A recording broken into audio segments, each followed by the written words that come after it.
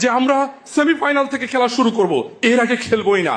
তাদের জ্ঞাতার্থে জানাতে চাই, ব্রাজিল ফাইনালি খেলেছে 7 বার, আপনারা সেমিফাইনালে 7 বার যাইতেই পারেন নাই। এই হচ্ছে আপনারা। এরপর তারা বলে গেছেন ব্রাজিল তো 5 বার বিশ্বকাপ জিতেছে, তাতে হয়েছেটা কি? এই 5 বারের 3টাই তো জুলেরিমে ট্রফি। আপনাদের কাছে প্রশ্ন, এই যে 5 বারের 3টাই জুলেরিমে ট্রফি, ওই ট্রফিগুলোতে আপনারা কি খেলেন নাই? আপনারা কি ডাগআউটে বসেছিলেন? আমার উত্তরটা আমি দিচ্ছি, ওনারা খেলেছিলেন। ওনারা ওই 3 বারের 3 বারই খেলেছিলেন। থুক্কু, ওনারা 3 বার খেলতে পারেন নাই, ওনারা 2 বার খেলছিলেন। একবার কেন পাবেন না? 1970 সালের জুলেরিমে ট্রফিতে চ্যাম্পিয়ন হয়েছিল ব্রাজিল, আর্জেন্টিনা খেলতেই পারে নাই।